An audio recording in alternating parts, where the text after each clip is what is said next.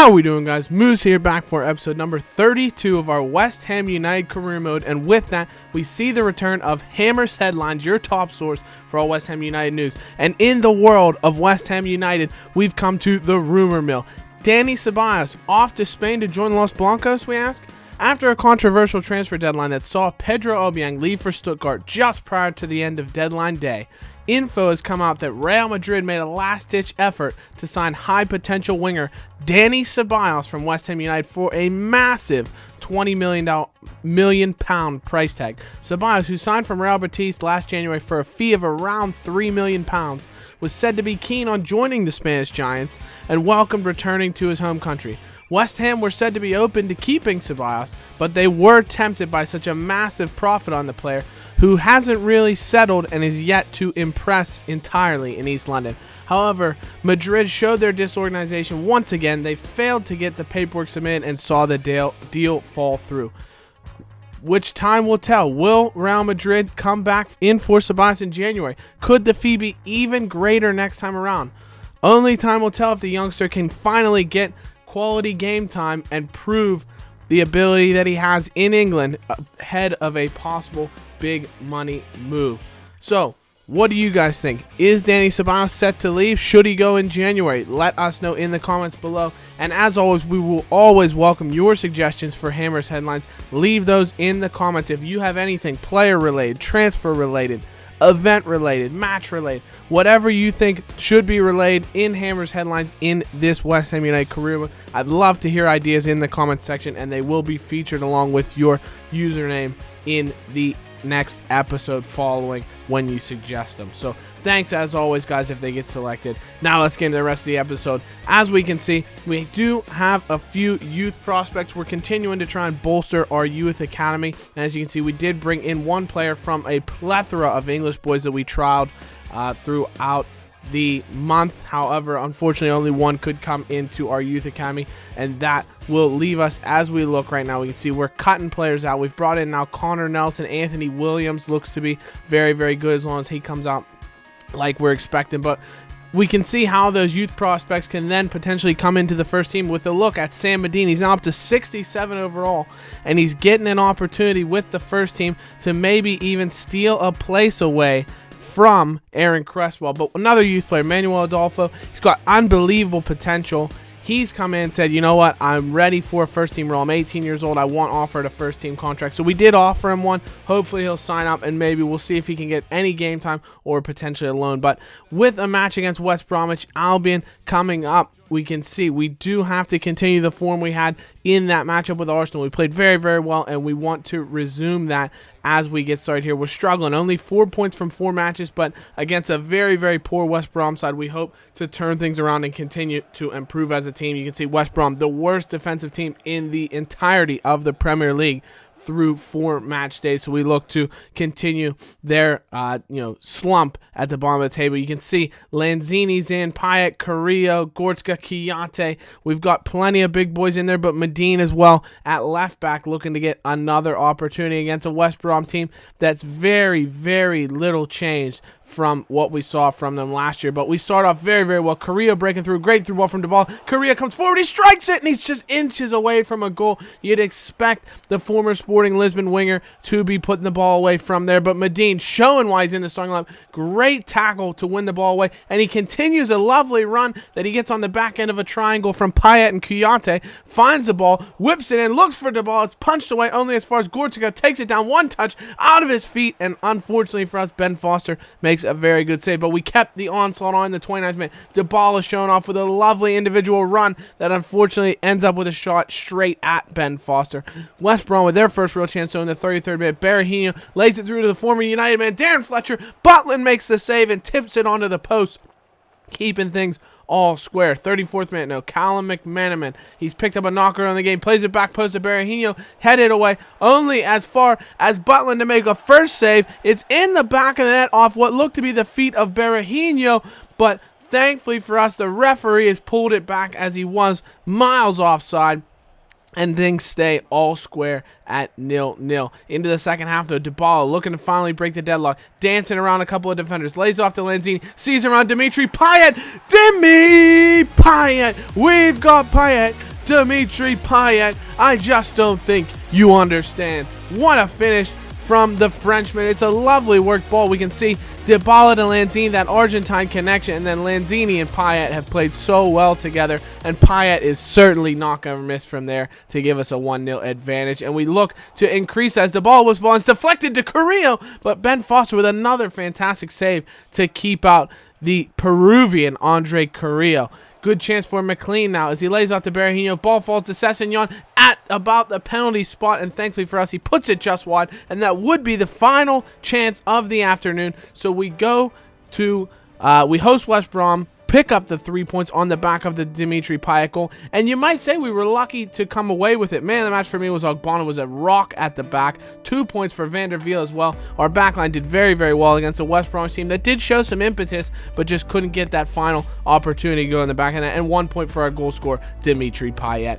We can see that after the match, Butland came to my office. He said, thank you so much for the amount of time he's been getting. He's playing every Premier League game for us. Of course, he's our #1 goalkeeper, and we're going to continue to keep running him out there if he's going to turn in clean sheets like he did in the last matchup. But big thing we want to note here, just looks like some admin. You know, Adolfo accepted his contract, the youth boy, but also we've got the England offer. That's another thing I want you to let me know in the comments. I might even throw up a poll on my Twitter, link to my Twitter in the description. Follow me on twitter.com, but we'll have a poll to say, should we take the England job or should we hold off and wait to see what other offers we get before the World Cup, or maybe take the USA job?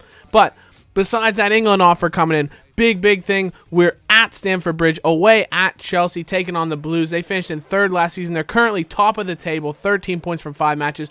We're sitting mid-table, 7 from 5 in 10th, and we look to turn things around here. And the men to watch, Eden Hazard is going to try and have his way with Gregory Van der Wiel on the right-hand side. Payet, of course, will be looking to do some damage for us the other way. Chelsea with a fantastic lineup. Boateng, of course, is the big man they've brought in the center of defense to really strengthen them there. We've seen Aaron Cresswell comes back into the lineup. We've also got Morales coming in after Carrillo really wasn't able to break through with a goal in the last episode. And James Tompkins, who you'll see right here with a massive slide tackle.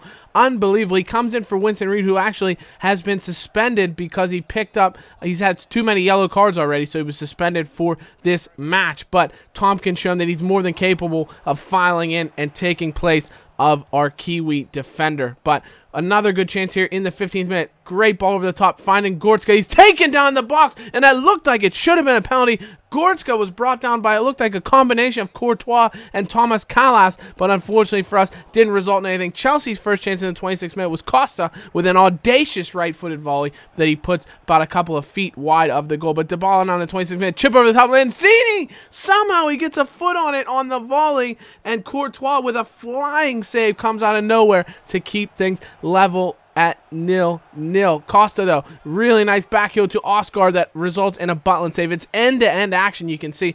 Our goal in this strategy-wise just to sit back, try and hit Chelsea on the counterattack with the pace we have with guys like Payet, Lanzini. Payet coming forward, good deflection to get the ball out to the touchline, but another good chance. Great ball over the top. Somehow it's redirected its way into the feet of Paulo Dybala. We know he has that breakaway speed. Can he dance inside? Plays it to the back post. Morales looks to strike it, but unfortunately doesn't beat Courtois. We do go into halftime at 0-0 still. Good ball over the top, though. That's where we were hitting Chelsea. Balls over the top, using our pace around. So if guys like Morales, Dybala, Kiyate with his marauding runs from midfield, you can see he got into the area there and forced a great save from Courtois. But another good chance with Morales. Lays it back to Aaron Cresswell, who's been reinstated in the line. Whips it in, trying to find Kiyate. It's deflected, finds a way to Dybala, and he's got it in the back of the net. Paulo Dybala. Somehow the ball finds its way to him in the box. It's a very fortuitous bounce, but it finds its way to the lethal left foot of the Argentinian Dybala, and that guy Dybala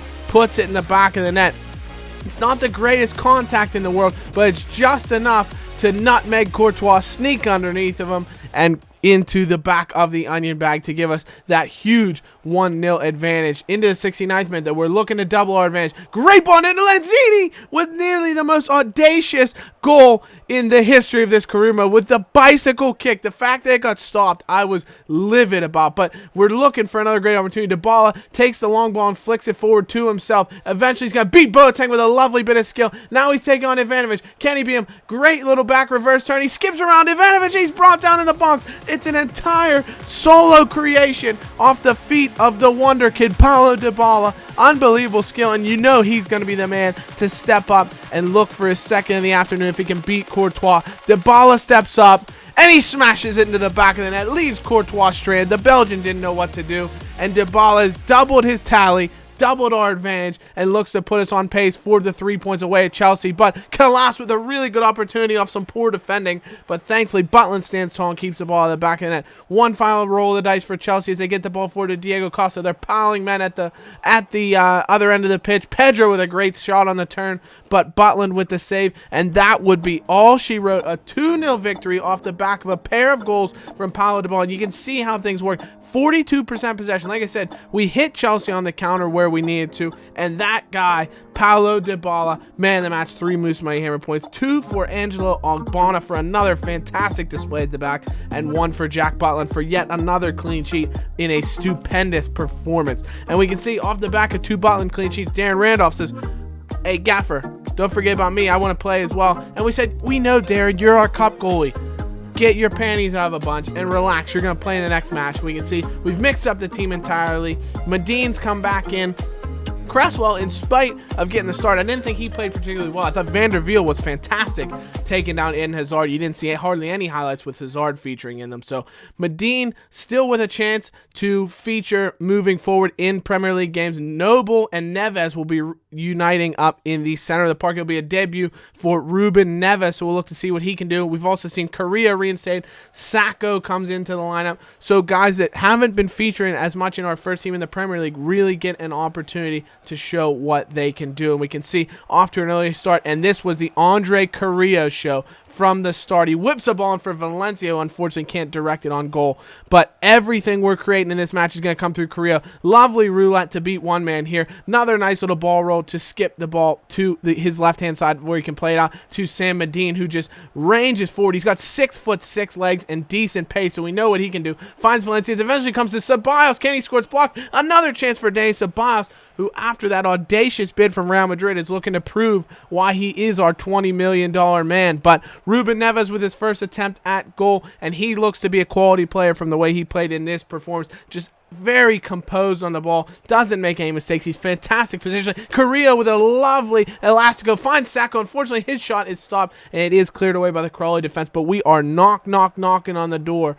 Need to find a way in. Valencia with a good header from the ensuing corner, but it's a good save by Corrali, who had to have his wits about him in this match so far. Carrillo, though, played through with a lovely ball from Ceballos. Great bit of skill. Skip around the defense, finesses it towards the goal, but unfortunately, number 1 attempt is saved. Number 2 attempt is won, and he just can't break through that ceiling to get to his exact potential. But he's showing so many bits and pieces of skill that he has. Lovely step over and ball roll to beat one defender. Then he gets the elastico to get in through on goal, and unfortunately his last-ditch block attempt does keep his shot out from Bradley there. So Carrillo just can't get that final product, but his build-up play is unbelievable, though he finds Neves here, and Ruben Neves with a golden opportunity slashes it across the face of the goal, and we look to be in dire straits, but thankfully Randolph is able to keep out Crawley's first real attempt of the game, and Dani Ceballos holding a man off of the ball into Ruben Neves, back to Mark Noble. Our central midfielders really pinging the ball around. Eventually it's out wide to Carrillo. He whips in. Sacco gets in front of his man, and Diafra Sacco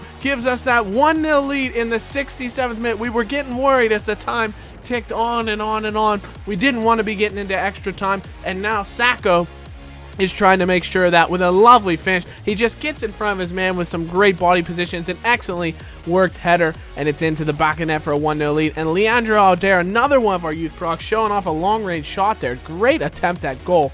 And we can see Carrillo comes off to an absolute standing ovation from the Bowling crowd. He was phenomenal. Our goal scorer Sacco comes off, and that means it's a debut for Gabriel, and he wouldn't be wasting any time in getting involved. Ceballos with a lovely tackle and plays the ball forward to our new striker, Gabriel. He lays it off to Valencia, and it's the simplest of tap-ins. You might want Gabriel to be showing a little bit of ruthlessness there, but he knows that Valencia is not going to miss from there, so he takes one for the team, lays it off to his Ecuadorian strike partner, and Valencia has no problem giving us that 2-0 advantage and the cushion that will surely see us go through here in the Capital One Cup. Valencia even had one more opportunity after a great through ball from Ceballos. Should have scored here, but unfortunately he didn't, and that would be L. She wrote. Full-time whistle would go 2-0 West Ham United over Crawley Town, and this was a stupendous episode.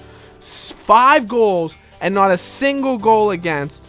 Man of the match in this had to go to Andre Carrillo with stupendous performance. 2 points for Mark Noble, who of course was composed and sublime, full energy in the middle of the park for us. And 1.2, our other goal scorer, Ener Valencia, who was very solid on that left-hand side. And that's what we can see. We have a lot of guys who haven't featured in the team that when they get their opportunity, they seem to be stepping up, and it's given us a selection crisis. So let me know who your favorite players through the season have been so far and who you think should be getting a more regular chance in our starting lineup. But that's going to be it for me in this episode, guys. I really hope you have enjoyed it.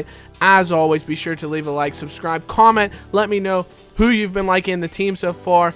Hammers headlines if you have any for future episodes, of course. And as always, thank you so much, guys, for watching. We'll see you in the next episode. Take care. Bye-bye. Like we always do with this time.